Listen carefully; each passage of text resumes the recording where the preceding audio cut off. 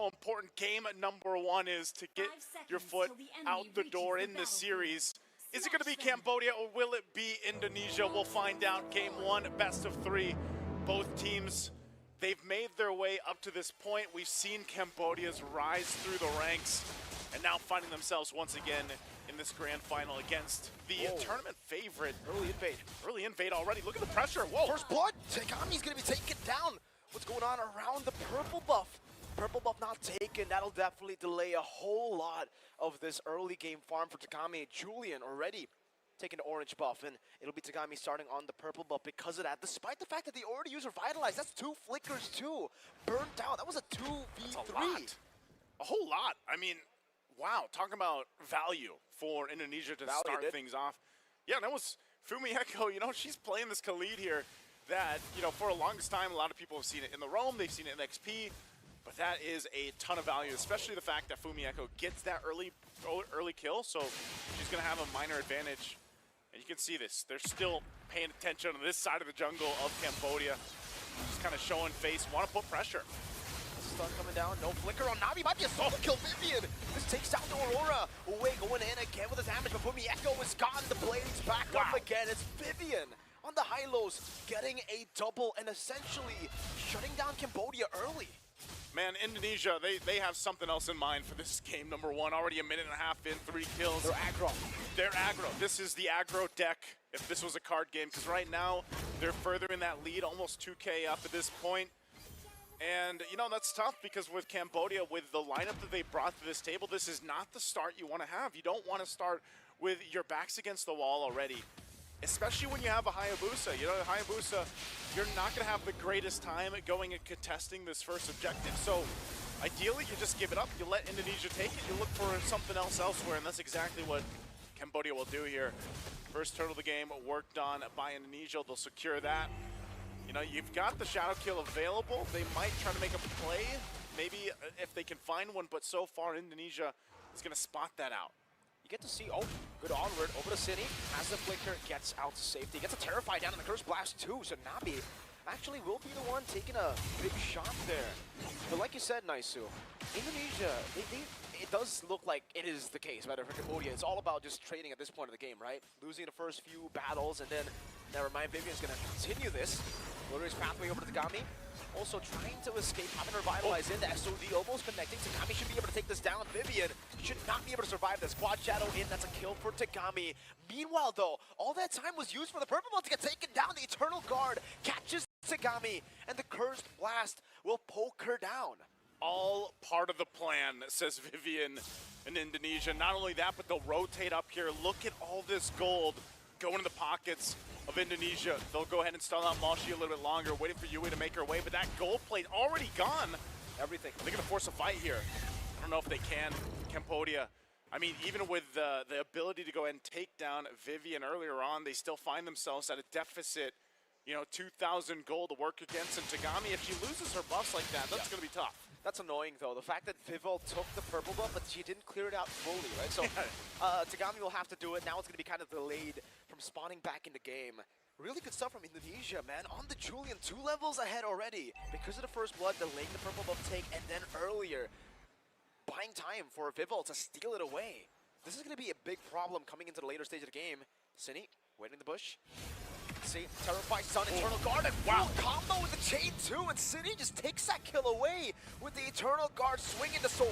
She even popped the Revitalize, man. Like, there was, even with the Revitalize and as a tankier hero, she just got blasted.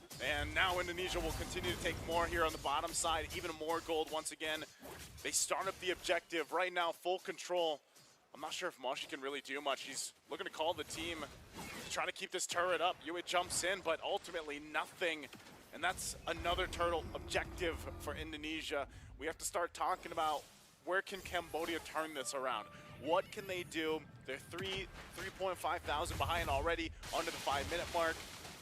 What are they waiting for? Where do they find? Oh, Yui Fendi. Oh, waiting on the Purify too. Yeah, Cindy didn't have the Eternal Guard there, so there was no kill threat, but the fact that she just appeared out of nowhere there. Yeah, a little 1-2. You know, that's all she needed. Made it as though she had to just kind of force out the Purify there. But yeah, I don't know, man. The Gata Kacha, wait, mid lane might be caught again. Oh. And has a chain to knock her up. One basic attack with the Curse Blast. Navi getting the Frigid Glacier onto 3. Now the Quad Shadow over to Fumi Echo. But Terrified disengages for Fumi Echo. Sydney with a great PO on the bottom lane is 1v1 here. SOD thrown away. Sydney, oh sorry, Chell will be solo killed down below by the XP lane. Good thing for Mashi to pick that up. You know, stop the bleeding a little bit, but still the big apparent issue right now is Tagami has not had much control in her jungle. You're looking at it, she's only got a Hunter Strike. And, you know, with all the gold that Vivil's been able to get herself, you know, she's already got the wings, she's working on the next item. But that's enough. A lot of times all we see is this interaction between dropping down enhanced chains, really, and the fact that you also have an internal guard. I mean, look how much damage has been done here by Cine already. And that's what's difficult, because even when you're just the crowd control alone, but then you're trying to escape and you're slowed down with Glorious Pathway, it's very difficult to play against that. Even when you're thinking, oh, I'm safe under my turret. No, you're not. Now in the mid lane, they're still putting the pressure 20 seconds away from that turtle, and right now it's just Cambodia scratching for whatever they can find across the map. Shell, she's going to be by herself. She should be fine. Still has a Purify. Might try to make a play down here. They're going to trade possibly objective for maybe a turret, maybe a kill. Cambodia doesn't want to contest these right now, but Shell's holding her own. Yui Fendi finally working on the turret. Moshi in the mid lane trying to just save this turret here. That's a golden staff already, 6 minutes in for Chell. Bottom lane will be a turret for Yui Fendi, so at least they get a few more objectives down to trade it for the turtle. But Vivo still 2 levels ahead of Tagami, and essentially Tagami, I don't know, man. When you're behind on a Hayabusa, it feels just, it really feels bad. Especially considering you're up against a Julian who has so much consistent damage.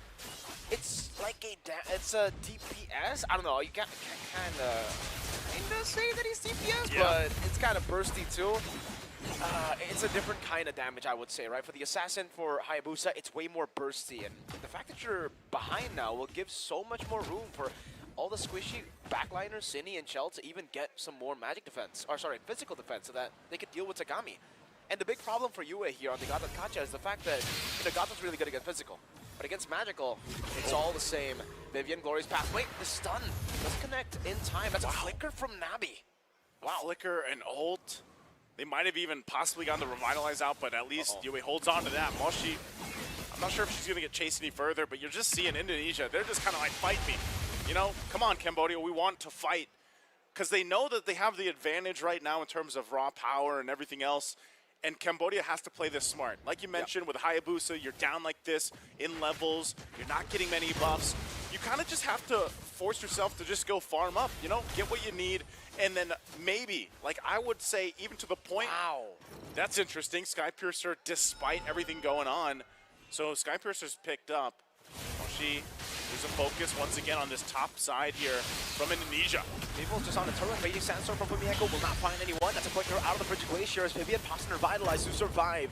SOD all the way from the bottom lane. Moshi so wanted to go in, gets caught by Eternal Guard in the back line. It's going to be a lot of damage placed on the Nabi somehow. The passive already used up. You in the midst of it all. Now just burst it down. Vivian claims the kill. Now it's Vivel who walks up forward with the sword. Now the chain to knock Yui Fendi up, baiting the Purify, and now it's a chase. Fumi Echo with the blade, and that's City predicting the slide tackle to get the killing spree. Right on top. They'll get the turret. Tagami was trying to get the buff. I'm not sure if she actually managed to give it, but right now it's the tier 2 falling. Indonesia, massive lead. They can take nearly everything they want. The shield is going to pop in the mid lane, and that Lord is ready for the taking.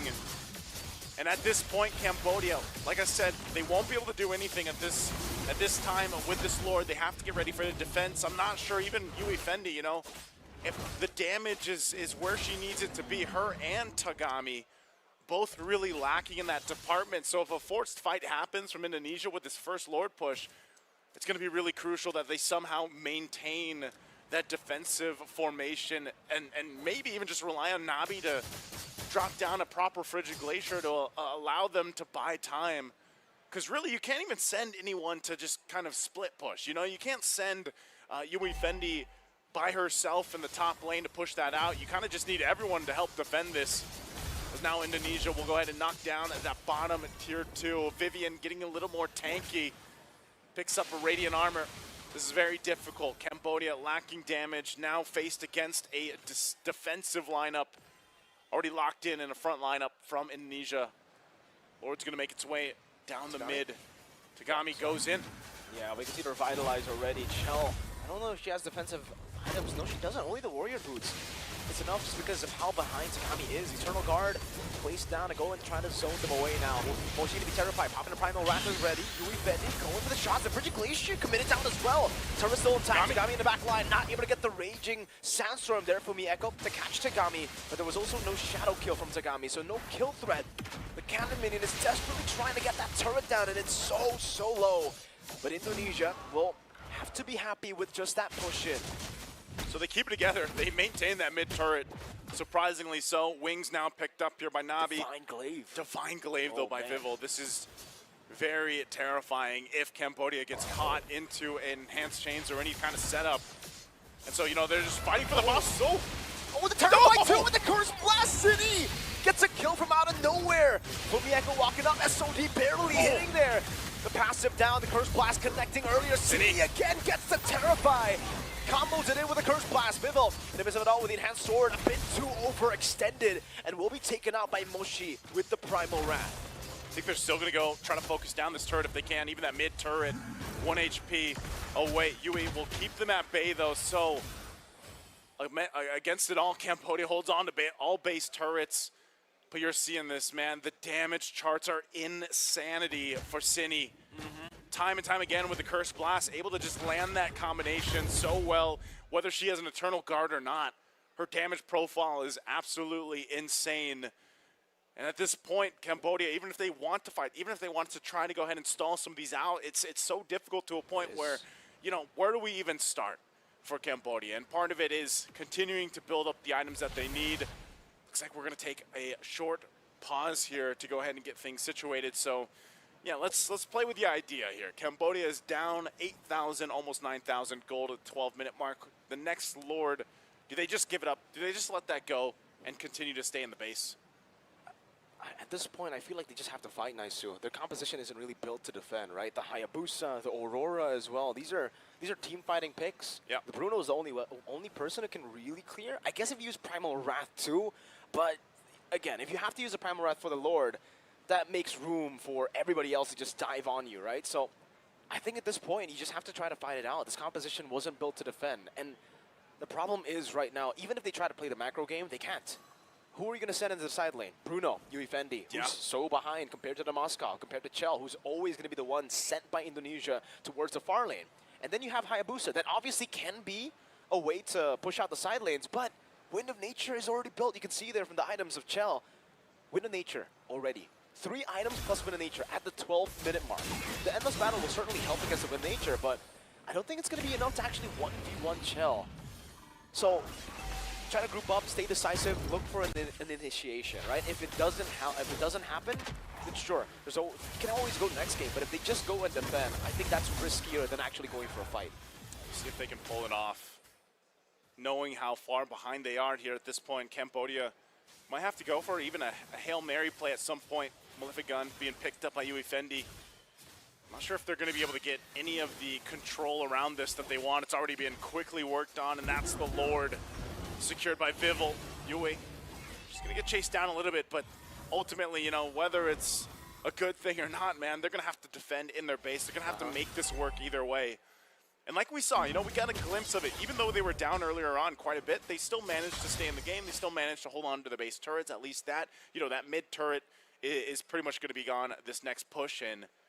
But still, Cambodia, we've seen them do pretty amazing things. You know, even the previous series and matches that they've had, maybe this is an opportunity for them to go ahead and do it again, depending on how they approach this fight. And even Indonesia, you know, we've seen them make a little bit of some oversteps in the previous matches, but I think this one, it's just, they have such a big lead, they have such a good composition that that window of messing things up is so small right now. So Indonesia gets ready. Knock on the doors, Eternal Guard drop down. Oh, the glorious pathway too. Trying to bait out the resources in the bottom lane so that the Lord can just charge in for free. 2 base turrets taken down up top as well. Vivo will pick it up now in a 1v1 against Sakami. Has the quad shadow to escape. Vivian with a stun down onto Moshi. Raging Sandstorm Flicker into the back, finding Nami. The Frigid Glacier connects to the AOG, will be able to punish Echo. That's been falling too, and look at the damage! Takami with the Sky Piercer! Chell has the Wind of Nature, is able to survive. The big gamble for Takami paid off. What just happened? Yeah, they lost all their base turrets, but 4 members of Indonesia go down. Talk about a defense and a turn of events for Cambodia. They got to play this right, though, because even with that, the members of Indonesia are going to be back up. They're going to be able to adjust, but Cambodia has to get what they can. They cleared out the lanes. They should be able to get some turrets to work with, but this puts them in a position, in a much better position for the next Lord a minute away. And that is a huge momentum and morale boost for their favor. They will be able to get quite a few items. I mean, once that team fight happened, you saw all those items being picked up for Cambodia. So, hey, you know what? Even if they struggled the past 13 minutes of this game, they stay in the game, they stay composed, and they made something work. Yui, she's gonna go ahead and show a face here. They're still 40 seconds away. The problem with this, even though that they had that massive defense, they still can't just send someone to push in the lane, right? They're initially stuck by playing together, because even if Takami goes and she tries to push one of the side lanes a little bit, Shell's gonna show up, or she's gonna be forced to go ahead and try to run away, and there's just so much initiation coming out from Indonesia where they can cut her off. And obviously they don't want that to happen. Takami? Takami with the quad shadow back again. Chell pops in with the nature in time. Takami's even caught in the Eternal Guard too, but Chell got the solo. Moshi now in a bad spot, will be able to dish out some damage together with the Frigid Glacier, but that is 2 big resources. No Primal Wrath, no Frigid Glacier. The terrifying Moshi's immortality has been popped, and that was also Nami taken down by Bibble. 3-for-1 trade. Man, that's a massive trade for Indonesia. You're thinking something could happen. You know, Takami, as I was saying, if she's going to be in a side lane and tries to do something, whether that's push, whether it get a kill, you still expose yourself. And now 2 members on the defense. Indonesia will let them deal with the waves pushing in, and they'll make their way for this Lord. So still, Cambodia will be in the game. They'll be full force on the defense. And honestly, it comes down to that. Can they actually rally once again to defend? Even without base turrets, without any of that to support them up. Yui takes the spear. Shell's joining that. They know they want to go ahead and try to take this purple buff if they can. Some more big items were picked up on both sides with it.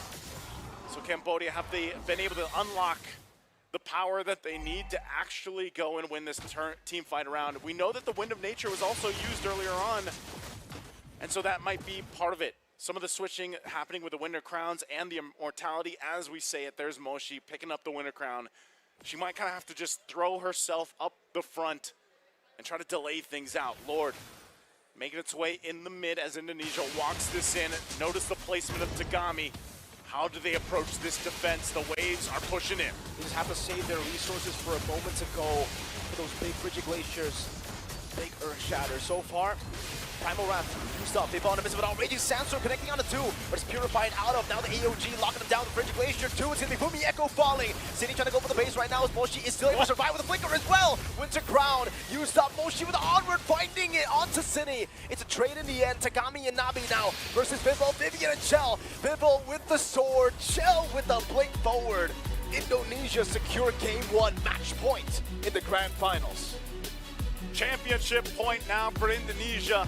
Almost 18 minutes in, took them a little bit longer.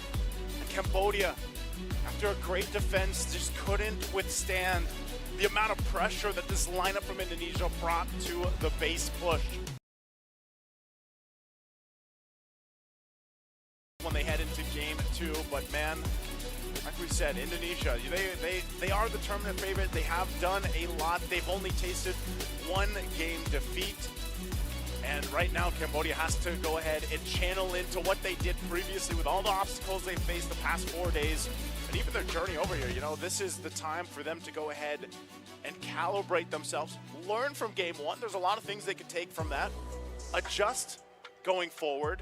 I would say, you know, the draft clearly had a game plan there. I just feel like things kind of scaled out of control for them. So we'll see what they do, but I know first we got to focus on this game number 1. Our panelists definitely have a lot to say. What do you guys think about game 1?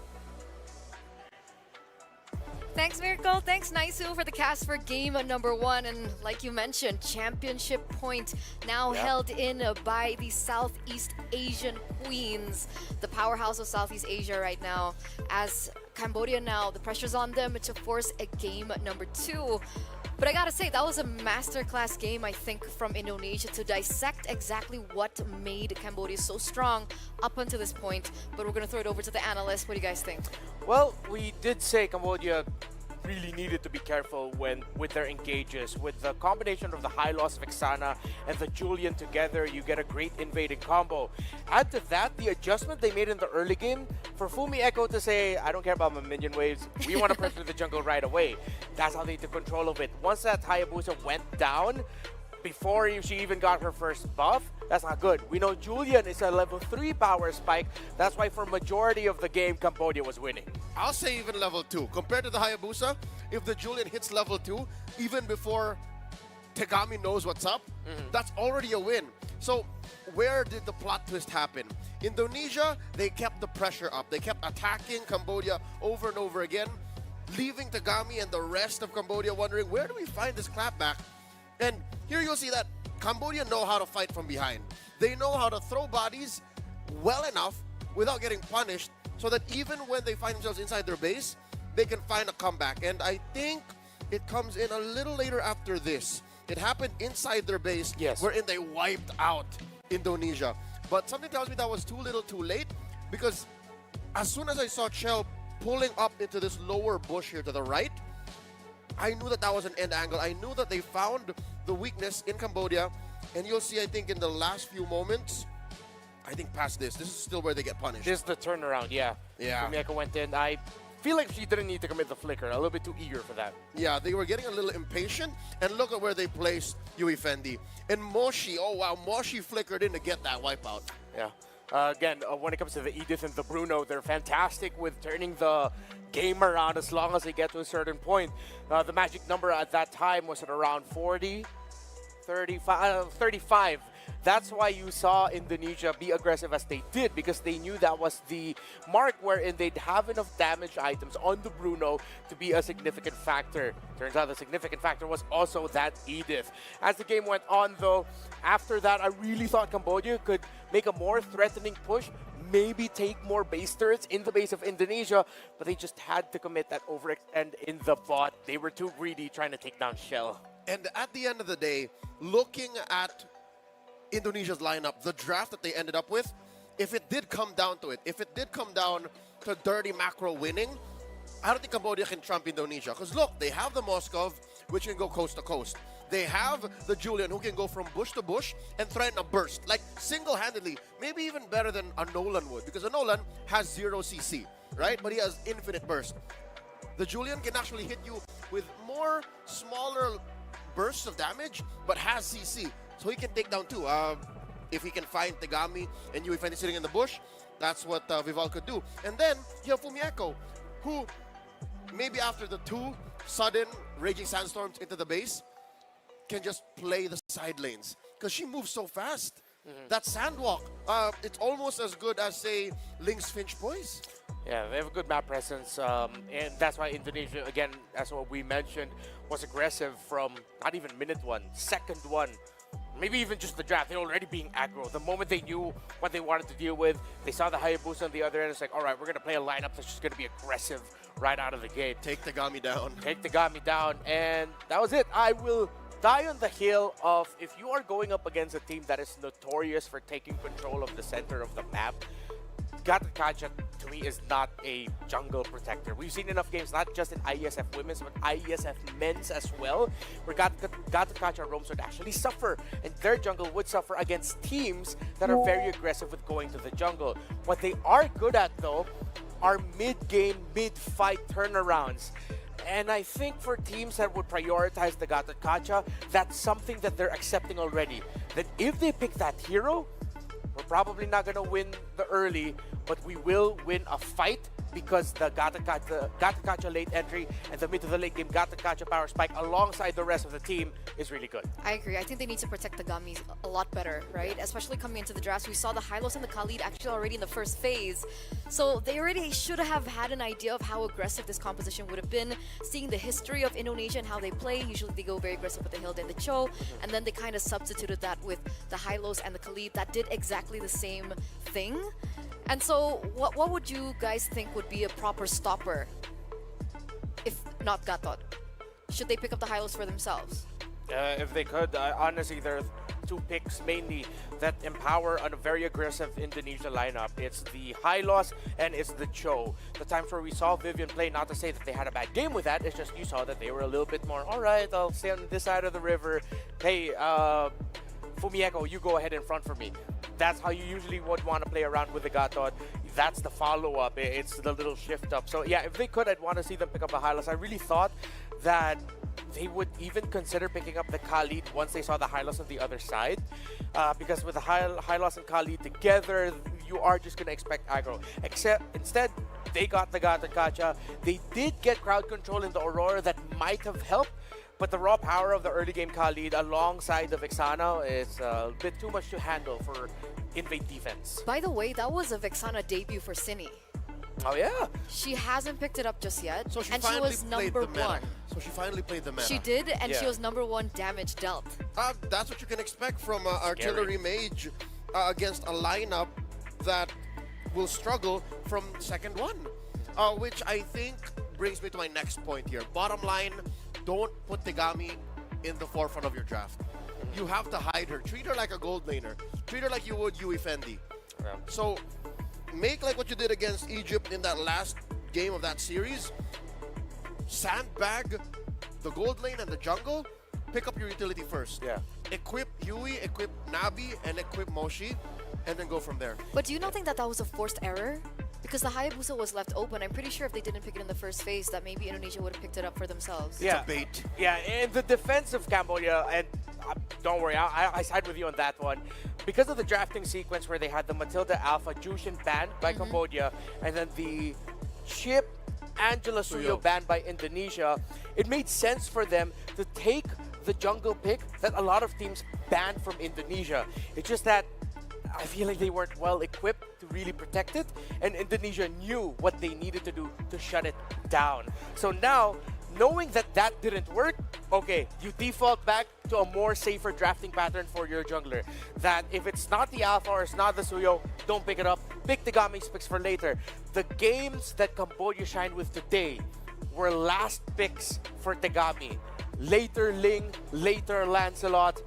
They can play for surprise. So with that, do they ban the Hayabusa just straight up? They don't have to.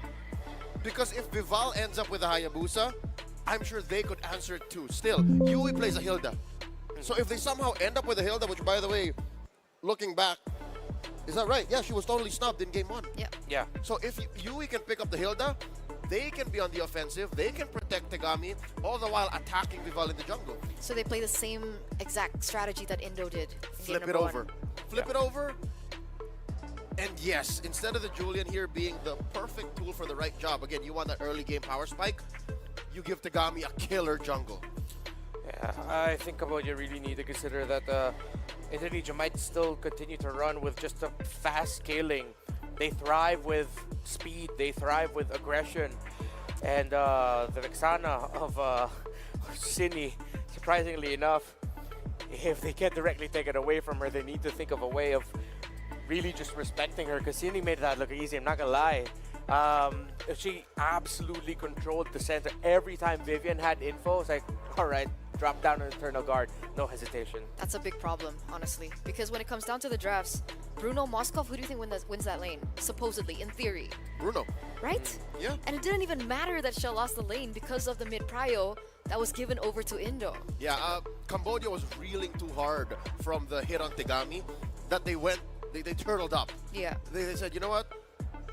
Yui Fendi, like, you should be winning this lane, but we need to protect Tegami first, which again, could have been solved by protecting her in the draft. So hopefully, if we are going to be seeing the same drafting sides, it's not even a little switch-up strategy. It's a big one when you change up from a jungle first pick to something else, but it's going to be different. It's Indonesia now actually on the blue side.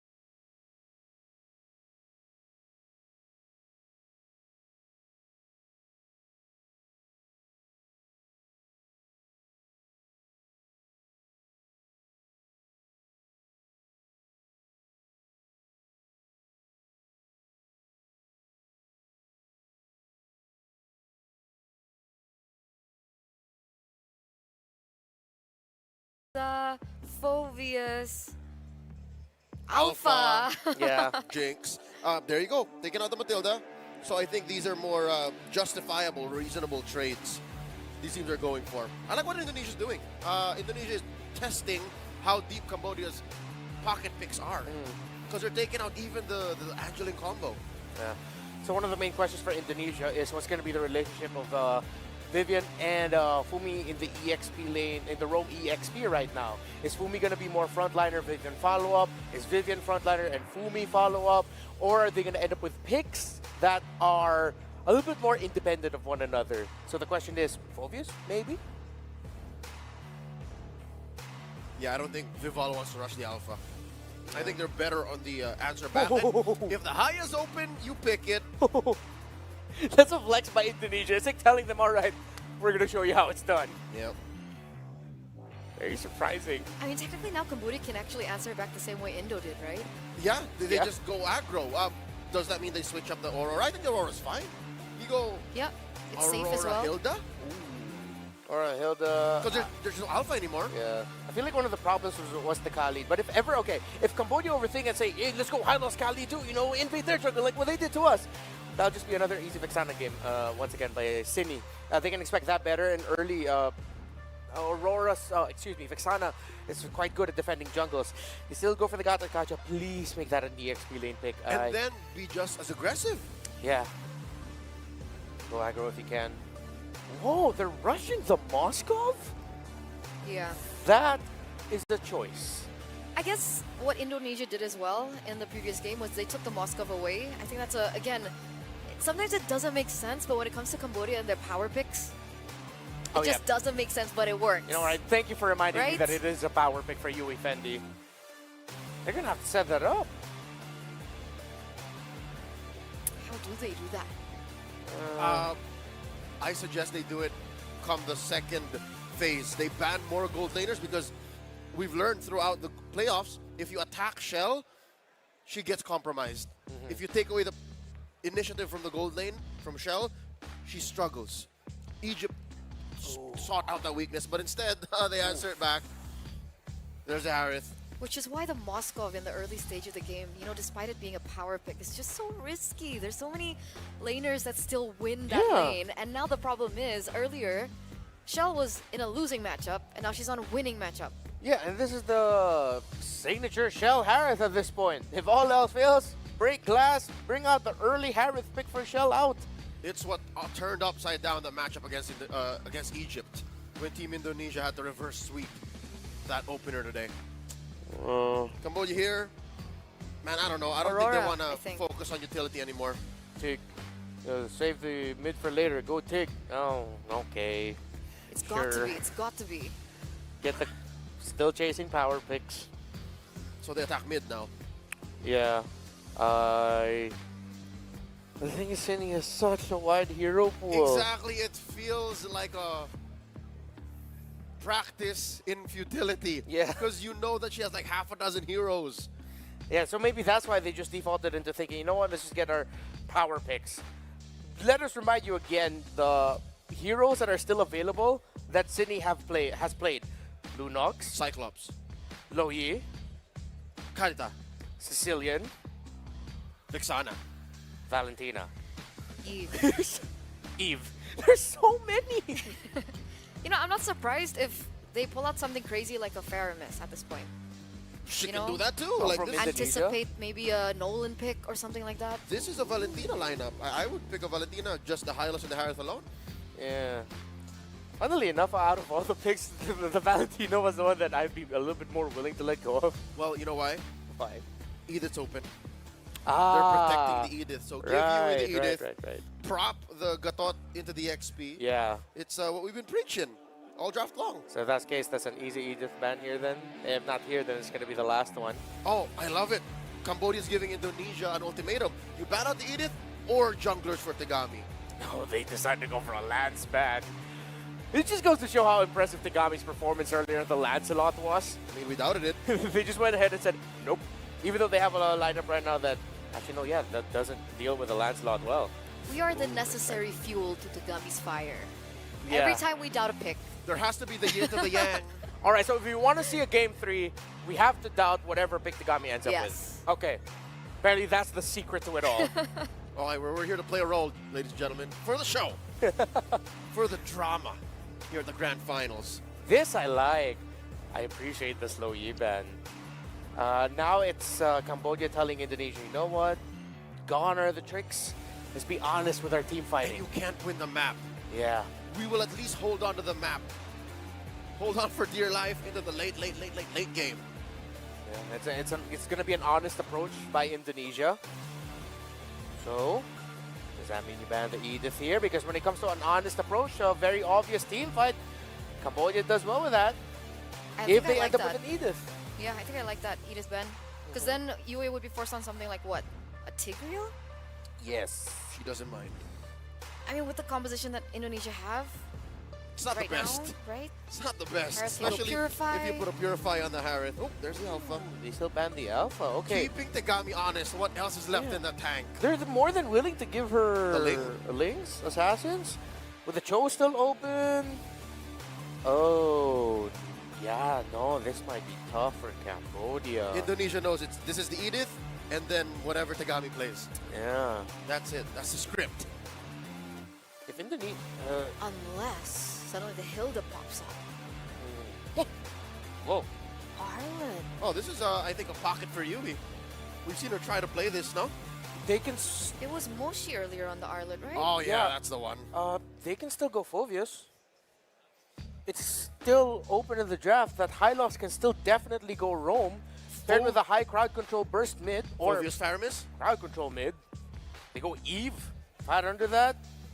They don't care about the Arlot that they got the Kacha. They're very confident. And the Phovius would really enjoy fighting under the real world manipulation. They can also surprise and maybe just go take themselves if they want to. Or no, it's still aggro. Still control. And it's still pressure Tegami in the jungle no matter what. That's Yep. their insurance policy to the insurance policy. Yeah. The deterrent. They're anticipating. No need to get fancy, no Phoviuses. It's just invade your jungle. I don't think Cambodia are well prepared for that in terms of their picks. If this is an Arlot Rome, nope. We talked about the Gata, Kacha, and Aurora, so... Fredrin! They dig deep. What? They dig deep. And about 6.5 feet down that pocket, they find something of value. The last time she picked this up was online qualifiers, back when Fredrin was still meta. And it's 4-1. It's all in on Yui Fendi. Might as well change your name to Yui Funnel. It's not funny, I get it, but it's dire I laughed. straits. Hey, we both laughed. I laughed. Thanks. I wish Cambodia just had the different gold laner, because I feel like the firepower might just be lacking. Like a Lunox? Look, Yeah, I like the Fredrin. I'm not knocking it. It's if you reeled it back a little bit, you're gonna think a few months ago this Fredrin is perfect. Just watch out for this Harith now. But it's not gonna be an easy climb. If it is, then again it's another crazy Tegami performance. In hindsight, yeah, I agree with you. Maybe the gold laner should have changed, but I'm still pretty in shock with the Fredrin. I love Yeah. Fredrin, but not like this. they needed a hero that wouldn't, you know, just knee down to how much aggression that a Khalid and a Hylos needed. Yeah. And the last time we doubted a Tegami pick, they brought us all the way to game number 3. So, As a hero. Then he fell off the meta. Well, they're bringing it back, and as far back as we can go. But that's not to say Fredrin isn't of value. In this lineup, it still can be, and like we mentioned, you gotta funnel Yui Fendi. So, jumping into it, we already know championship point for Indonesia. This grand final, it's a best of 3. Can Cambodia bring us to a third game like we've had all day? Taking a look at this, Mirko, anything that's standing out to start things up? Emblem-wise, not really. Everything really kind of normal here. Nothing too crazy in the emblem department. Everybody just going for the classic. But what the Fredrin does is also kind of stop that invading power. If you were afraid of the Khalid and Hylos going to you as an assassin, on a Fredrin, you're not really that afraid, right? You should be able to actually hold your own here. Even if Cine and Vivian walks up, well, they're actually all going to come in to the purple buff. Same thing. Let's see. Tegami Okay. can actually still survive. So far, so good. Gets out to safety. Yue popping revitalize as well. Now Moshi rotating in vengeance and the reset. First blood. Oh! Mieko falling as well. Tegami picking up the kill. And you can already see, almost a retry steal from Vival, but a bit too late to come into the fight. And that's what we were talking about. You Yep. do not invade a Fredrin, sir. You know, maybe you have to get a reality check, right? This Fredrin was this way before, and it's still nearly the same. Good response. It was good backup from Cambodia to go ahead and secure Tegami, the buff, and then you end up getting 2 kills out of the exchange, 1 for Tegami, 1 for Moshi. That's going to be great for them. The other attention they need to pay is here. Vival up on the top side, level 4, and that's why Yui is going to visit up there. Shell has been doing great on the Harith, for the most part. One of the obviously top picks for her, especially in the gold lane in general. So that's the thing, is Cambodia kind of shifted already from the point of what they have to focus on early game, and at the same time allowing Yui Fendi to just farm up, get all the gold that she needs, get the plays that she needs to make. Objective is up though. She still kind of going 1v1 with Fumieko. They both don't have the level 4s just yet, but this turtle is up, so that's going to be the main focus for both teams as these rest of the members do get the level 4. They need the ultimates for this fight, and it'll be Cambodia that starts to get the space to work with. I'm not sure. Vival might just go for a steal. They may not want to fight this, but looks like they're going to go for it. Quad Shadow ready. Yue still going for the final stack. Vival winning on the Reggie battle and jumping into the back line, but Navi's been become the real world manipulation. Gets the bridge and glacier down. Fumieko with the healing. The shadow kill used up earlier. Navi walks back into the real world manipulation. They lose out in the fight. Tegami is down. Yue is down. Moshi will follow in soon. Even with the vengeance resets, it's still a win for Indonesia. It's a disaster for Cambodia in the first turtle. Just when they had the lead, something like that breaks out. A team fight that necessarily, they controlled the objective. Wow. But then some mispositioning and just a timing of the real-world manipulation. Oh, Yui. Okay, has the AOG, gets out to safety. Tegami gets the orange buff too, but you can already see Vival is just so active. 2 levels ahead, still has the retribution. Will probably steal this one too. Goes for it, Retri. Zaman for some shells, zoning Yui Fendi away. And now, Glorious Pathway. Gonna go for the dive there. Spear of Misery already used earlier. Yui Fendi has this flicker, not the Purify. But Indonesia do not decide to go in. They decide, you know what? We've gotten what we came for. Yeah, it's kind of a pendulum of back and forth of discipline and pressing the aggression. We heard the panel mention it. This is still the aggressive play, the aggressive composition they brought to the table. And I'm glad that you mentioned this. The level lead that Vivil has right now is actually pretty crazy, considering how, you know, the early minute of the game went, and they were able to go ahead and stop things a little bit, but secure that route and even the XP early on for Tagami, but she's still falling behind 8th level for Vivil to that 5th level of Tagami. So you said it, man. She's been very active. She's been all over the jungle, taking when she can. And this is a big lead. It's much bigger than you expect, especially when you're talking about a Hayabusa. So already we're looking at the next turtle coming up here. That buff trying to be secured by Tagami and the rest of Cambodia. Trying to keep things in control, but Vivil will make her way to the turtle. Cambodia, do they just give this up? I'm not sure if they really want to fight this. Look at the front line hold things down. I don't think they can. Moshi has done enough damage, but Fumi Echo could just go and heal back up. The glorious pathway. Oh, even a flicker from Nabi. So much respect from Cambodia. Oh, man. Vivol knows there's no flicker. Jumps in with a quad shadow. Now waiting for the shadow kill. Doesn't even need it. Just goes in for the shurikens, and Nabi is down for the 2nd time in this game. Very tough position to be in right now for Cambodia. You know, when you're trying to play against this, and you can see it, it's only a Hunter strike. They might force a fight. Vivian's going to be fine, though. She pops, you know, earlier she had that Revitalize used up. So the focus up here, look how far Shell is. Half HP, just with one combo, Synchro Vision and all. Zaman Force used up, now US gonna be targeted down. Tagami walks up, but it's in the real world manipulation. The EOG brings Vivian back. US still gonna be chunked low though, Chell. One more Synchro Vision should do it. There's US still Vivil. surviving, Navi going in, City very low. But now Vivil comes in with a cleanup. It's a killing spree, and Chell gets another as well. 2 for 1, only the roamer for the gold lane and Nabi, the mid lane. Oh, this is tough, man. You want to make a play. You want to keep your gold lane alive. They force a fight. They get the call for Vivil to rotate up. And given the lead that she has right now, you know she's going to be pumping out the damage. And so Cambodia falling further behind, you know, 6 minutes in to be down this point. 4,000 gold to work against. This is trouble. Boy, that's the damage onto the frontliner. That's only Moshi. They've taking everything. Revitalize Raging Sandstorm from Pamieko. Connects onto 3. Vivil now with a quad shadow. Locking him down. The shadow kill in. The Appraiser's Wrath. Not even there to get the purple buff. Vivil stole it away. Using the red tree. Pamieko kills Nabi in the back. And it's another 3 for 0. And Mirko, the chances here for Cambodia to extend the series getting very bleak already at this point in the game, just because, again, this is an aggressive lineup that won't let go, they won't let up, and Cambodia has to somehow rise to the occasion. Gonna be caught, still able to survive somehow again. The healing from Fumi and the zoning from the RWM of Cine. Man, when we think about this on Cambodia, how can they get back into the game? Down quite a bit already. We know that the strategy for them was really to just allow Fendi to farm up. Oh man, Nabi, she's gone in an instance, and that's what I'm talking about. When you have that much firepower. Moshi. Oh, Moshi. Oh no, already using the final slash. Now Moshi, no more resources to use. Chell, Zaman Force in. Moshi's gonna be bursted down. The tank Vivian will just continue to soak in the turret shots.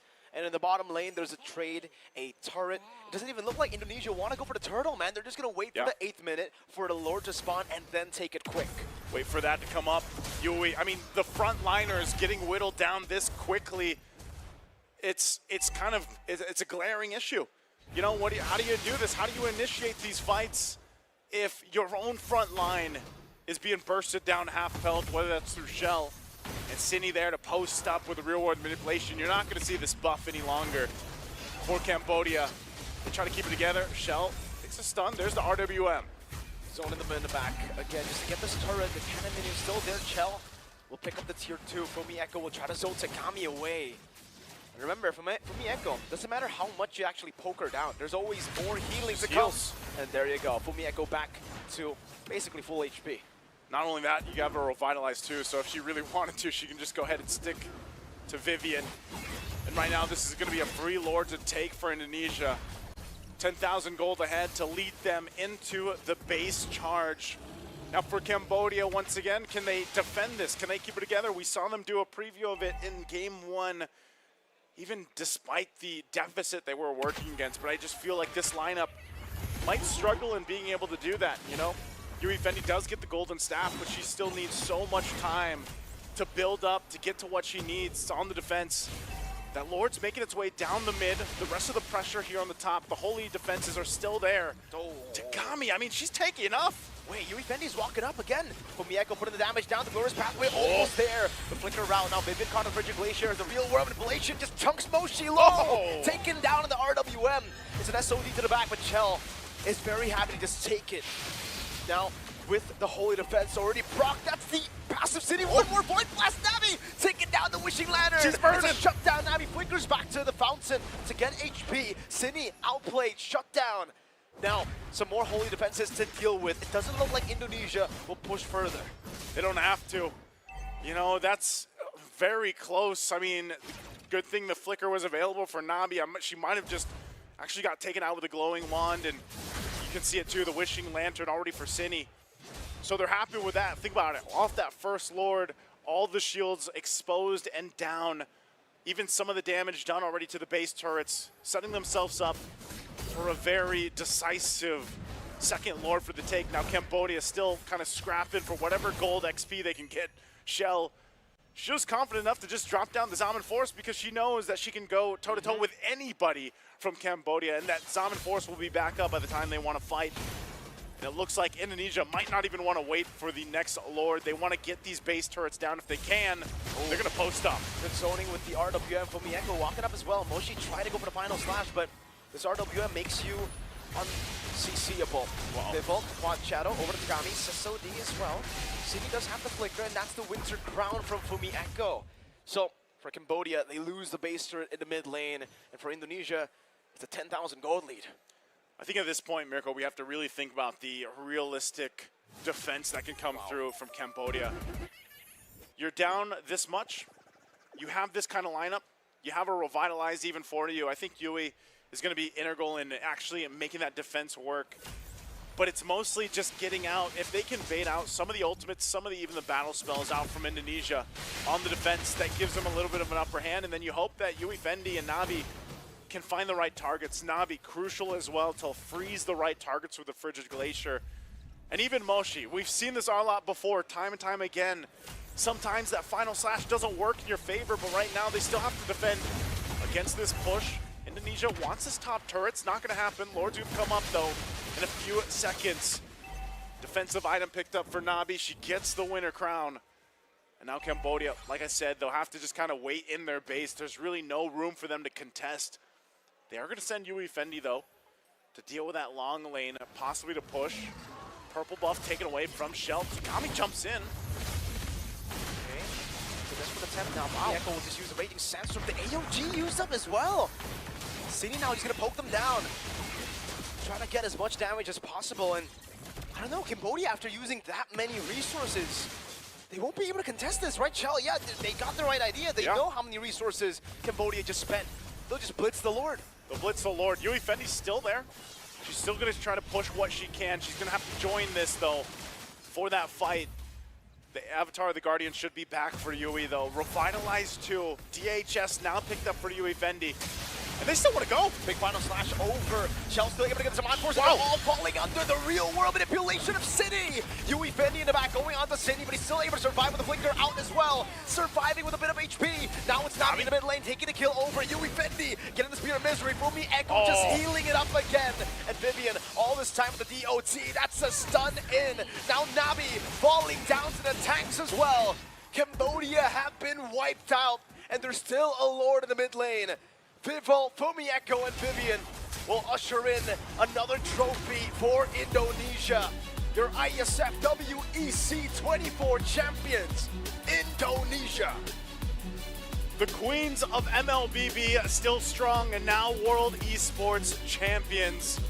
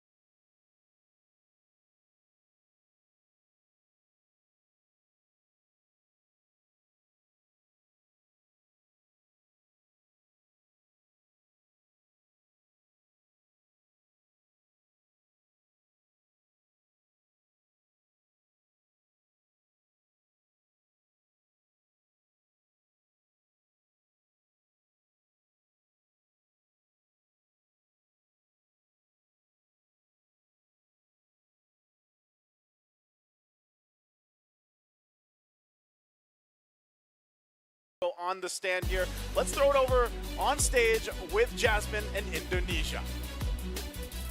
Ladies, I think I speak on behalf of everybody here when I say exceptional performance, phenomenal gameplay, and wow, oh wow, what a way to close out the World Esports Championships. But Chell, you ladies went undefeated in our group stages. In the playoffs, you beat Cambodia 2-0. Between then and now, did you change anything amongst the team? Were there any discussions that took place heading into this grand finals? No, we practice as usual. As usual. And did you feel like you had a good read of how Cambodia would approach this grand finals? Yeah, I think they only have one strat, so which is maybe they depends on their jungler so much, and we just gotta focus on that. And for you ladies, being up here on the very big stage, walking away with a huge sum of money, what does it mean for you, national pride?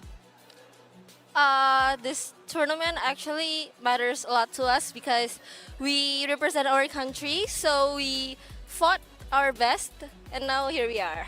And is there anything you want to say to friends, family, fans, all of them? Just thank you for everyone who supports us, even when we were really, really down, and they keep supporting us, and thank you everyone. I want to thank every single one of you for showing us what it means to be exceptional players and bringing a whole new meaning to the wonderful world of esports. Congratulations again. Let's make some more noise for them, please. Back over to my fantastic analysts.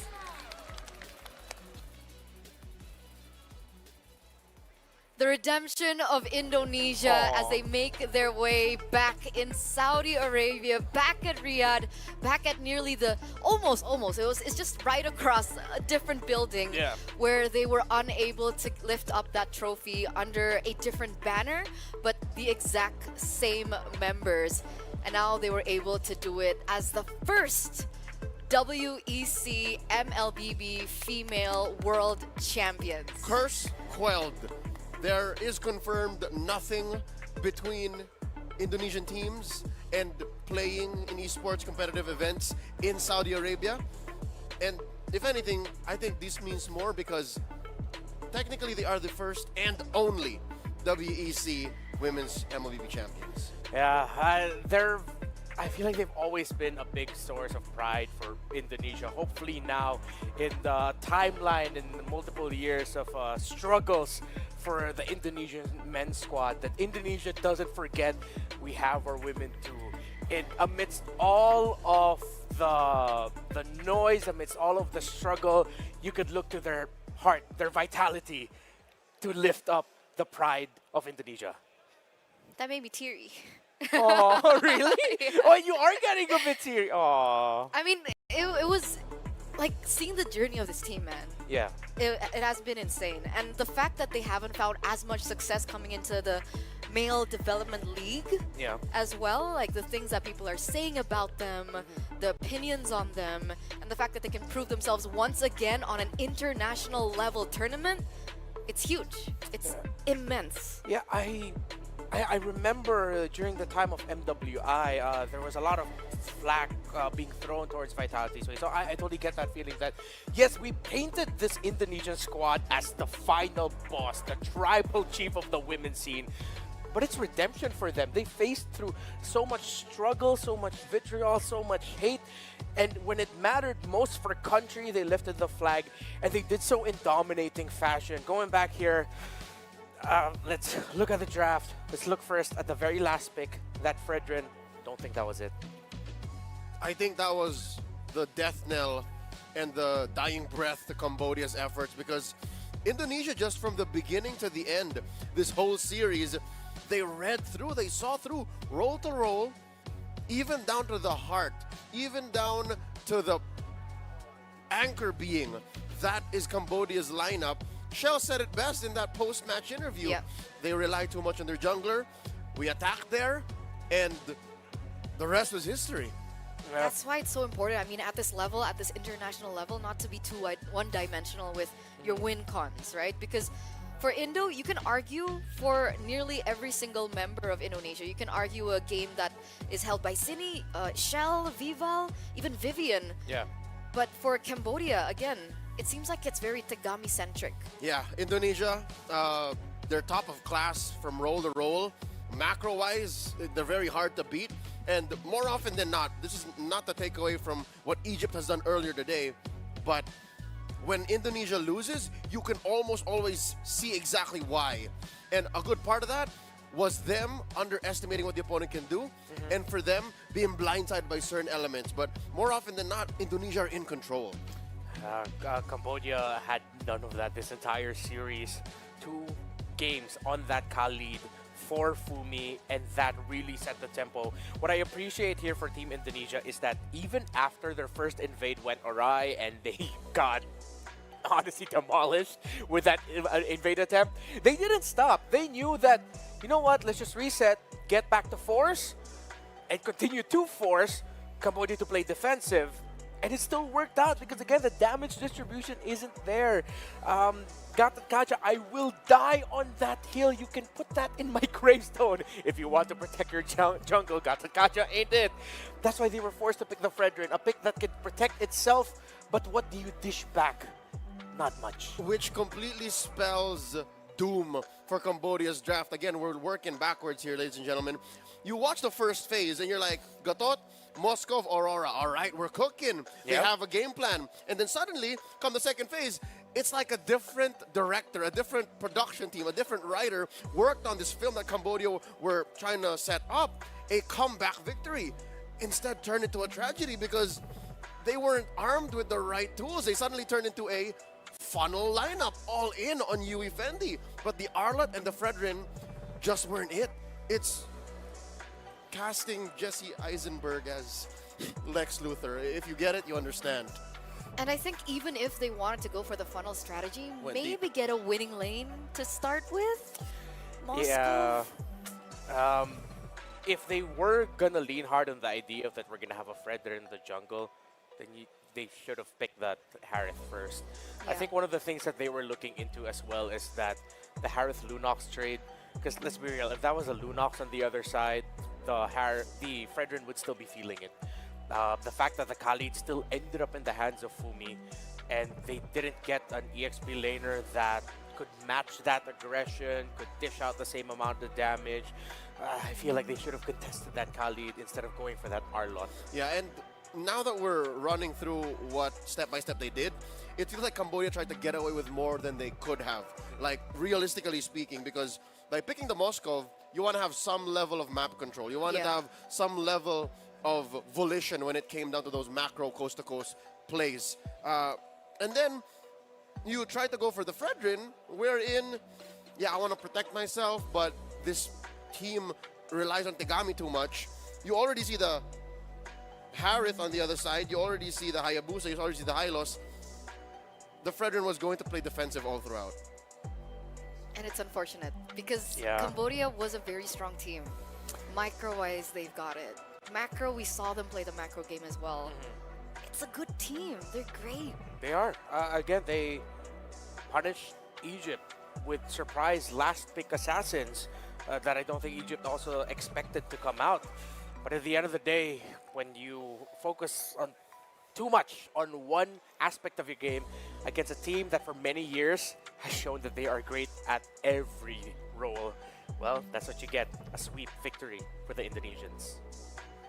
The Iron Women ran out of steam. Look at their journey. Being dropped in Indonesia, their journey in the playoffs started there, and they crawled their way. 3-game series after a sweep, after a 3-game series, after a finals wherein they were out of their depth. I still love my queens. They are still some of the most entertaining athletes I've ever seen compete in MLBB esports, but at the end of the day, Dirty Macro does nothing to sheer, polished MLBB that Indonesia just has here in spades. Yeah, and now I'm so excited for next year. The names, the teams that have risen here, what Saudi Arabia has done for their nation, and say, hey, we may have gotten a first-round exit in the playoffs, but look at us. We almost took down the eventual grand finalists. Ukraine making it far. Egypt rising, continuing to improve. Those names that we mentioned, they might be up on this grand final stage next year. So I'm very grateful that we got to see a lot of hope for the MLBB women's scene, and finally we can say that there is a best country in the world for female MLBB. Not just. I'm glad that this platform exists because dreams of young women, young athletes have now a springboard to go off of. Even if you come short, I said this about Team Egypt earlier as we said goodbye to them, as we bid farewell to their efforts. Even if you fall short, you still made it to this stage, and you proved to all of the doubters, all of the haters, and even to the loved ones who question your passion, it could lead to something. And that something is global admiration. That something is an achievement that money could not buy. That was really well spoken, guys. thank You guys you. said it better. I wrote that all night last night. Yeah. It's matter who also won. a good reminder that these dreams are real. I think, Yes. just to put it simply, they're real. And they're finally getting the recognition that they deserve. They're finally getting a lot more places for them to showcase what they've got. And the fact that we have a lot more female international tournaments, I mean, who's to say maybe one day they make it on the same stage as the MLBB men's? You know, you can't count Yeah. that out in the next few years. Technically, they did share a stage. That is the same exact spot, the same exact setup, the same exact equipment, the same crowd that the women are playing for. So I think they are on equal ground. Yeah, it's wild to see the development of the MLBB women's scene, and it's an honor for me to have been a part of that alongside with you two as well. That we had the first ever club world championships, and then now the national team world championships, all in the same year, and that's not gonna let off anymore. We're firmly there, wherein you can have multiple medaled world events for men's and now for the women as well. This is just the ground floor. I think we're just gonna keep building and building and building. Is there a second floor? Oh, you mean yes? Yeah, yes. I don't think there is. Metaphorically speaking. Metaphorically. I mean, technically, maybe you can bring up a ladder there, Yeah, I think we like could. a giant one. I'd rather an elevator. You're right. That would be It's great. it's quite far. It's like 50 feet. Yeah, it must feel amazing for you because I know that you've also What do you had mean? your fair Oh. share of casting for the women's club world championships. Again, you were there also, which is why Egypt for you like has a special place in your Oh, heart. huge. That you Huge got place. to get to know them during the African championships, if I'm not mistaken, Yes. for women's too. Casablanca. Even Casablanca. before that as well. Yeah, and we're jealous. We weren't there. Saudi Arabia. Saudi. Oh, you met. Oh, you got close with them also during the club. That's where we world are Champ- now. We're in Saudi Arabia. Yeah. You are here? The before one. The The before before one. one. Yes, I mean, you're not wrong. So, yeah, I mean, you got to just appreciate the event that we have here. Again, all throughout, you have the women's same playing in the same field as men. As the men's world championship for MLBB was happening, you were seeing the women of a different game title shine right across them and getting their moment as well. And these ladies were slowly walking in, land in from Yeah. their respective countries just in time to support their fellow countrymen. Yeah. It's really cool. Hopefully we get a lot more of this, and I can't wait for. I think y'all can just see it behind us right now. They're just setting up for the medal presenting ceremony For so other that- sports. Yeah, for other titles as well. All sports? All sports. The crowning Well, this moment. sport specifically, I hear. Yeah. Because it seems no. like they're ready. So, Just ladies and the crowning gentlemen, for MLBB women. I guess this is it. That's what Zipper said. Yeah. This is it. We good to go? Are we gonna see them go up to the podiums? I think get so. the medals on I think so. Formally, formally. Formally, we came into this tournament, ladies and gentlemen, with 12 teams as they flew out from 8 different regions, being able to qualify from 8 different regions. And now we have officially marked our first WEC 2024 MLBB Women's ISF Champions in Indonesia. So it's been me, Eterna, as your desk host. It has been a huge honor working with these amazing analysts as well, with Leo as well as Renmar. But maybe do you have any final words to say to the audience, maybe? Yeah, again, thank you all. Thank you all for your time and the attention that you gave our women's scene here. Again, every year it gets bigger and bigger. This was the biggest year for women's MLBB so far in a meta that is always just thought about as only the men can play the assassins. Nope, have you seen what the women can do with all of the assassin pickups? So I'm looking forward to the next one. Hopefully it just keeps going up and up from here. And lastly, if you want to protect your jungle, don't pick God the Touch. That's a personal thing. Yeah. It's personal now, guys. We're just getting started. I hope that we can continue empowering champions. I agree. I mean, who knows? Maybe we're gonna see different names next year, different regions, Yeah. different players, maybe a different champion. So we are gonna go ahead and let our victors get the moment they deserve first for this year as we head over to the stage for the crowning ceremony. Thank you so much, guys, for tuning in. We're gonna throw it over to our hosts up on the stage. Thank you very, very much for that, Eterna. You know what? This experience has been nothing short of absolutely exceptional. It's been a whirlwind of emotions, a whirlwind of games, and I feel like every single one of our teams and players is worthy of being up here on the very stage. But unfortunately, there can only be one champion. Oh, hello. Did those games take you by surprise? Did you needed a moment to just chill, relax, recuperate? My heart skipped a beat, and I'm like, I don't know if I can do this or not, but you know what? I want to share this moment with you. So, I'm like, I can't let her be alone on stage. I gotta join her, so here I am, guys. You know what? Back. I've got a bit of inside information for everybody that's tuning in right now. Backstage with all of the teams, I was talking to some of these women and the emotions are sky high.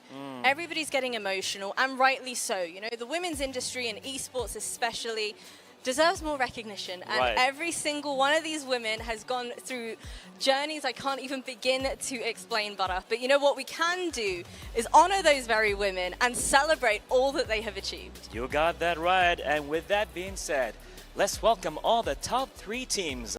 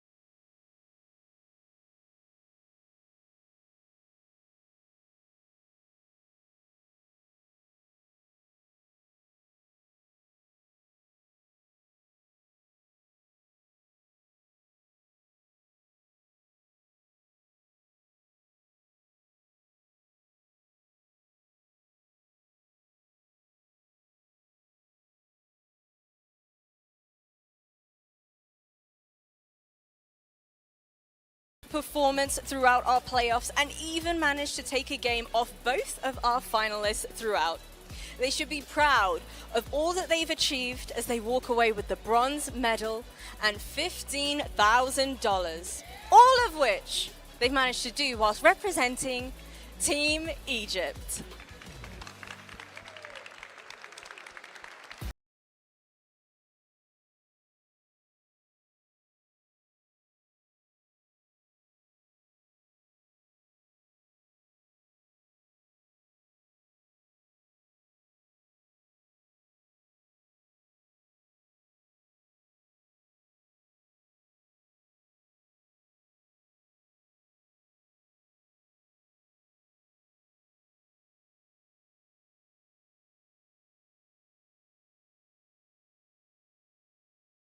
An inspirational one that we will remember for years and years to come. Maybe even a case study to see how it is to actually have a team from different people, different backgrounds, but the same country, representing the pride of Cambodia, taking place right here in Riyadh, the Kingdom of Saudi Arabia. All that with the WEC here with IESF. One more time, ladies and gentlemen, let's hear it for Team Cambodia!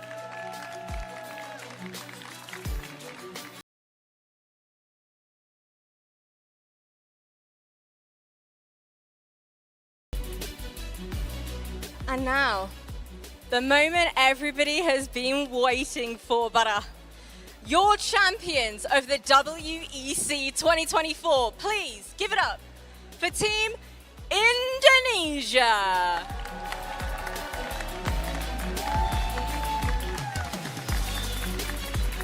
All the way from the Southeast Asian qualifiers, going undefeated throughout our group stages.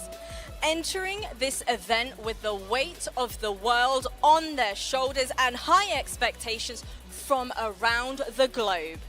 These women have remained undefeated all the way up until today, the very final day of the World Esports Championship. With a bond and synergy like no other, they have shown us on the big stage and to the world what it means to have true vitality. They have shown us what it takes to be crowned the IESF World Esports Champion. Put your hands together for them.